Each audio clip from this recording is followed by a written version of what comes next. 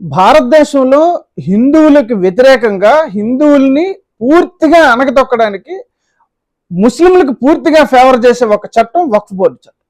ఇది ఎంత అన్యాయం అంటే మన దేశంలో మన పైన వాళ్ళ ఆజమాయిషీ ఉండేటట్టుగా మన ఆస్తులన్నీ వాళ్ళు చాలా సులభంగా కబ్జా చేసుకునే విధంగా డిజైన్ చేసినటువంటి వక్ఫ్ బోర్డు ఈరోజు దాని సవరణ కోసం అని చెప్పి పార్లమెంట్లో బిల్లు ప్రవేశపెట్టే పరిస్థితిలో ఈరోజు దేశంలో ఎన్ని అల్లర్లు ఎన్ని అరాచకాలు జరుగుతూ ఉన్నాయో మనం చూస్తున్నాం.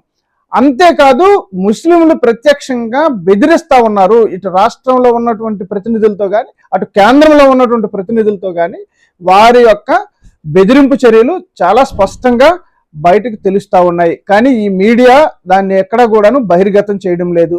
ఇది హిందువులుగా మనం గమనించాల్సిన విషయం ఏంటంటే అసలు వక్ఫ్ బోర్డు చట్టం అనేది చాలా అన్యాయమైనటువంటి చట్టం.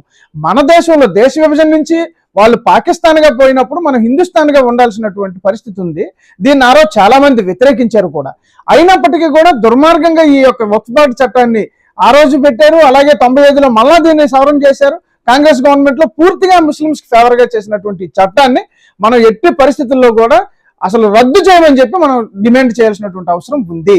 ఇది అందరూ హిందువులను కూడా దీన్ని గుర్తించాలి. ఇది హిందువులకి నష్టం చేస్తున్నటువంటి ఒక అత్యంత క్రూరమైనటువంటి దారుణమైనటువంటి ఒక చట్టం. ఇది దేశంలో ఉండకూడదు. దీన్ని మనం రద్దు చేయమని చెప్పి అందరం కూడా డిమాండ్ చేయాలని చెప్పి అందరినీ కూడా నేను మనవి చేస్తా ఉన్నా.